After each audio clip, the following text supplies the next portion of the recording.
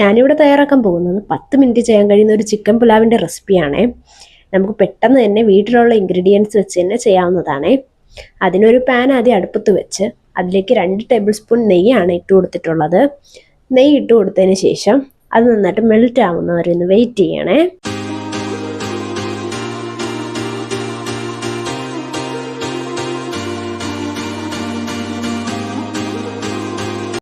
Melt ആയതിനു ശേഷം ഞാൻ അതിലേക്ക് സാജീരകമാണ് ഇട്ട് കൊടുത്തിട്ടുള്ളത്. ഇത് നിർബന്ധമില്ല, നിങ്ങൾക്ക് ഇഷ്ടമുണ്ടെങ്കിൽ മാത്രം ചേർത്താൽ മതിയേ.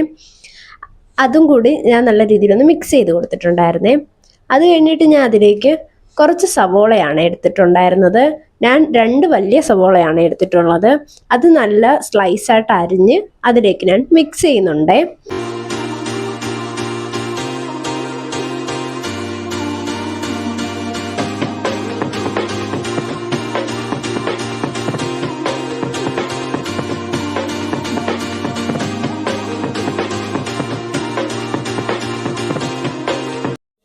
ഈ പരുവാവുന്ന വരെ നമ്മളത് മിക്സ് ചെയ്യണേ. അത് കഴിഞ്ഞിട്ട് ഞാൻ അതിലേക്ക് ക്യാരറ്റാണ് ഇട്ട് കൊടുത്തിട്ടുള്ളത്. ക്യാരറ്റും കൂടെ നല്ല രീതിയിലൊന്ന് ഞാൻ മിക്സ് ചെയ്തെടുത്തിട്ടുണ്ടേ.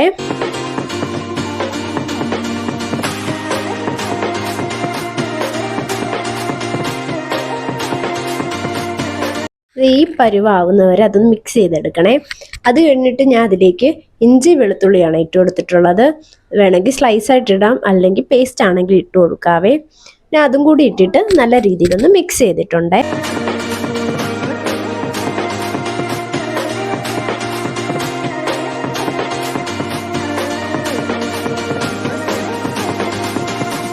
പിന്നീട് ഞാൻ ഈ മിക്സ് എടുത്ത് വേറൊരു പാത്രത്തിലേക്കാണ് മാറ്റിയത്. കാരണം ഞാൻ ഒരുപാട് റൈസ് യൂസ് ചെയ്യുന്നുണ്ട്. അത് ആ പാനിൽ ചെയ്താൽ ശരിയാവത്തില്ല, അതുകൊണ്ടാണ് ഞാൻ ഇതിലോട്ട് ഇട്ടിട്ടുള്ളത്.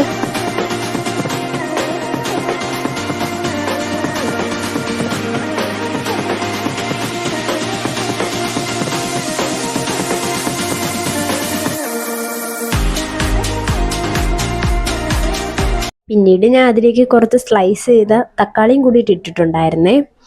തക്കാളിയും കൂടി ഇട്ട് അതൊന്ന് നല്ല രീതിയിലൊന്ന് മിക്സ് ചെയ്തെടുത്തിട്ടുണ്ടേ.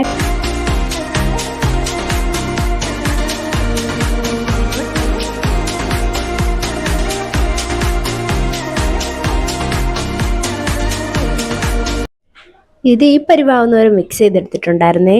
അത് കഴിഞ്ഞ് ഞാൻ അതിലേക്ക് പൊടികളാണ് ഇട്ട് കൊടുത്തിട്ടുള്ളത്.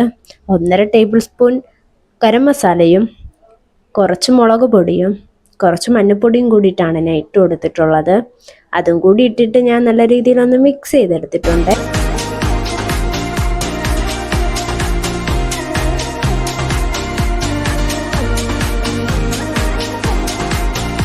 പിന്നീട് ഞാൻ അതിലേക്ക് ചിക്കനാണ് ഇട്ട് കൊടുത്തിട്ടുള്ളത്. മഞ്ഞൾപ്പൊടിയും കൂടി ഇട്ട് വേവിച്ച ചിക്കനാണ് ഞാൻ ഇട്ട് കൊടുത്തത്. അതിൽ വെള്ളവും കൂടിയിട്ട് ഞാൻ അതിലേക്ക് മിക്സ് ചെയ്യുന്നുണ്ട്. അതും കൂടി ഇട്ട് നല്ല രീതിയിലൊന്ന് മിക്സ് ചെയ്തെടുക്കണേ.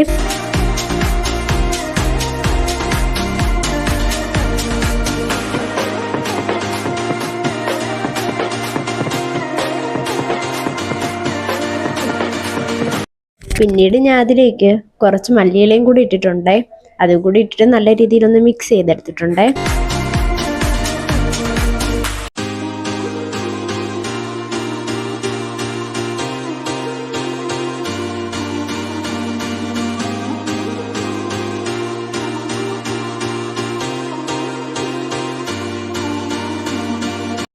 പിന്നീട് ഞാൻ അതിലേക്ക് 2 മുട്ടയാണ് ആഡ് ചെയ്തിട്ടുള്ളത്.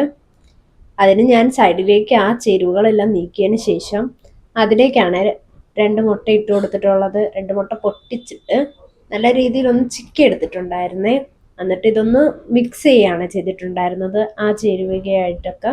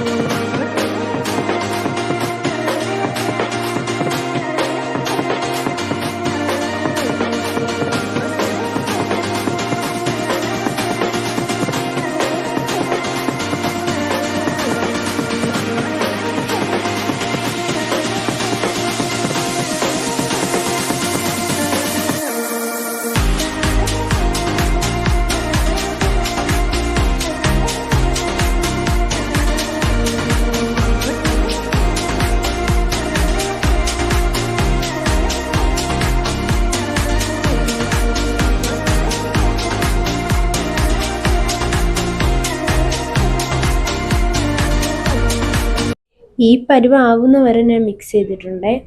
പിന്നീട് ഇതിലേക്ക് ഞാൻ ബസ്മതി റൈസാണ് ഇട്ട് കൊടുത്തിട്ടുള്ളത്. അരമണിക്കൂറത്തേക്ക് ഞാൻ ഊറാൻ വെച്ചിട്ടുണ്ടായിരുന്നേ. 2 കപ്പ് ബസ്മതി റൈസാണ് ഞാൻ എടുത്തിട്ടുണ്ടായിരുന്നത്. ആ ബസ്മതി റൈസും കൂടിയിട്ട് വെള്ളം വാർത്തതിന് ശേഷം ഇതിലേക്ക് ഇട്ട് കൊടുത്തിട്ടുണ്ട്. എന്നിട്ട് അതും കൂടി ഇട്ട് നല്ല രീതിയിലൊന്ന് മിക്സ് ചെയ്തെടുത്തിട്ടുണ്ട്. ആ അരിയിലെല്ലാം ആ മിക്സ് ആവുന്ന വരെ ഞാൻ നല്ല രീതിയിലൊന്ന് മിക്സ് ചെയ്തെടുത്തിട്ടുണ്ടായിരുന്നേ.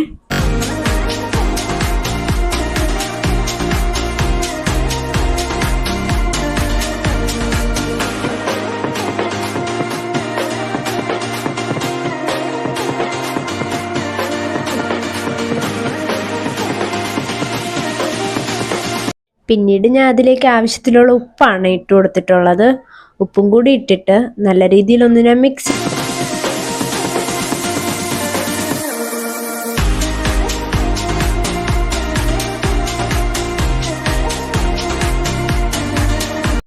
ഈ പരുവാവുന്ന വരെ ഞാൻ മിക്സ് ചെയ്തിട്ടുണ്ട്. എന്നിട്ട് ഞാൻ അതിലേക്ക് വെള്ളമാണ് ഒഴിച്ചു കൊടുത്തിട്ടുള്ളത്. 2 കപ്പ് അരിക്ക് 4 കപ്പ് വെള്ളം എന്ന റേഷ്യോയിലാണ് ഒഴിച്ചു കൊടുത്തിട്ടുള്ളത്. എന്നിട്ട് അതും ഞാൻ നല്ല രീതിയിലൊന്ന് മിക്സ് ചെയ്ത് കൊടുത്തിട്ടുണ്ട്.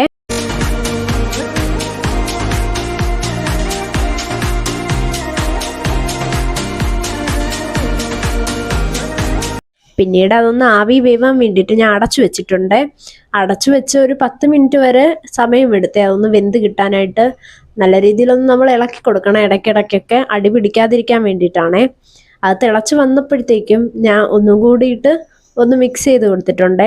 ഇനി ഈ സമയത്ത് നമുക്ക് ഉപ്പൊക്കെ പാകത്തിനാണോ എന്നൊക്കെ നോക്കാം. കുറവാണെന്ന് തോന്നുകയാണെങ്കിൽ കുറച്ച് ഉപ്പും കൂടി ഇടാം. എനിക്കെല്ലാം കറക്റ്റ് ആയിരുന്നു, അതുകൊണ്ട് ഞാൻ ഒന്നും ഇട്ടൊന്നും ഇല്ല കേട്ടോ. എന്നിട്ട് ഞാൻ വീണ്ടും അടച്ചു വെച്ചിട്ട് നല്ല രീതിയിലൊന്ന് വേവുന്ന വരെ വെയിറ്റ് ചെയ്തിട്ടുണ്ട്.